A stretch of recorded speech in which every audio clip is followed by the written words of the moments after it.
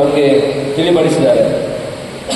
ಮೊದಲಾಗಿ ಈ ಒಂದು ವಿಜಯ ಬ್ಯಾಂಕ್ ಹೋದ ನಂತರ ನಮ್ಮೆಲ್ಲರ ಕನಸಿನ ಒಂದು ಬ್ಯಾಂಕ್ ಇರಬೇಕು ಅಥವಾ ಬಂಟ್ರ ಹೆಸರು ಈ ಸಮಾಜದಲ್ಲಿ ಬ್ಯಾಂಕ್ ಸೆಂಟ್ರಲ್ಲಿ ಇರಬೇಕಂತ ಉದ್ದೇಶ ಇಟ್ಕೊಂಡು ಬೆರಡೂರಲ್ಲಿ ಶಾಂತರಾಮ ಸೂರ್ಯರವರು ಶುರುವಾಗಿ ಬ್ಯಾಂಕನ್ನು ಸ್ಥಾಪಿಸಿದವರು. ಅದರ ಮುಂದುವರಿದ ಭಾಗವಾಗಿ ನಮ್ಮೆಲ್ಲರ ಆತ್ಮೀಯರಾದ ಚನ್ನಣ್ಣ ಪ್ರಸನ್ನ ಪ್ರಸಾದ್ ಬಳ್ಳಾರ್ ಚನ್ನಣ್ಣನವರು ಹಾಗೂ ಅಪ್ಪಣ್ಣನವರು ಹಾಗೂ ನಾವೆಲ್ಲ ಸಮಾನ ಮನಸ್ಕರೆಲ್ಲ ಸೇರಿಕೊಂಡು 5 ವರ್ಷದ ಹಿಂದೆ ಫೆಬ್ರವರಿಯಲ್ಲಿ ಒಂದು ಬ್ಯಾಂಕನ್ನು ಮಾಡಬೇಕಂತ ಒಂದು ಯೋಚನೆಯನ್ನು ಹಾಕಿದೆವು. ಆದರೆ ಇವತ್ತು ಆ ಬಗ್ಗೆ ನಮಗೆ ಸಂತೃಪ್ತಿ ಇದೆ. ಅದು ಒಳ್ಳೆಯ ಒಂದು ರಿಸಲ್ಟನ್ನು ಕೊಟ್ಟಿದೆ. ಹಾಗೆ ಇದು ಕೇವಲ ದುಡ್ಡು ಮಾಡುವ ಅಥವಾ ಇಷ್ಟು ಡೆಪಾಸಿಟ್ ಉಂಟು ಅಥವಾ ಇಷ್ಟು ಬಡ್ಡಿ ಕಲೆಕ್ಟ್ ಮಾಡಿದ್ದೇವೆ ಅಂತ ಹೇಳಲಿಕ್ಕಿರುವ ಒಂದು ಸಂಸ್ಥೆ ಅಲ್ಲ. ನಮ್ಮೆಲ್ಲರ ಒಂದು ಪ್ರೀತಿಯ ದ್ಯೋತಕ ಆಗಿರಬೇಕು.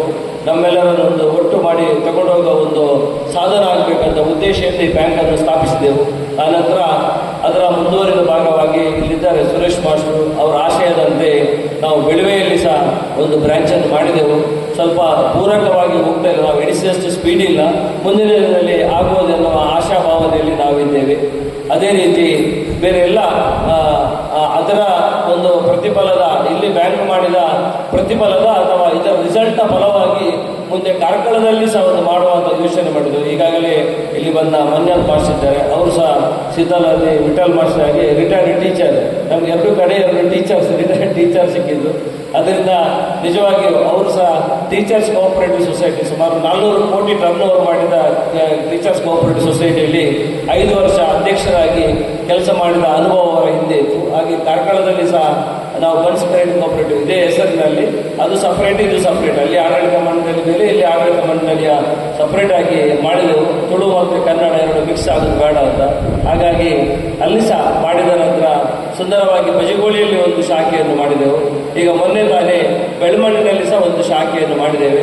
ಸುಮಾರು 24 ಕೋಟಿ ಡೆಪಾಸಿಟ್, 23 ಕೋಟಿ ಸಾಲ ಆಗಿ ಒಟ್ಟು 50 ಕೋಟಿ ರೂಪಾಯಿ ಟರ್ನ್ ಓವರ್ ಮಾಡ್ತಾ ಸುಮಾರು 59 ಲಕ್ಷ ರೂಪಾಯಿ ಲಾಭದ ಮೂಲಕ 3,500 ಜನ ಸದಸ್ಯರ ಮೂಲಕ ಉತ್ತಮ ರೀತಿಯಲ್ಲಿ ನಿನ್ನೆ ಸಹ ಇಲ್ಲಿ ಇವತ್ತು ನಡೆದ ಸಭೆ ನಿನ್ನೆ ಕಾರ್ಕಳ ಸ್ವಾಗತ ಹೋಟೆಲಲ್ಲಿ ಮಾಡಿದ್ರು.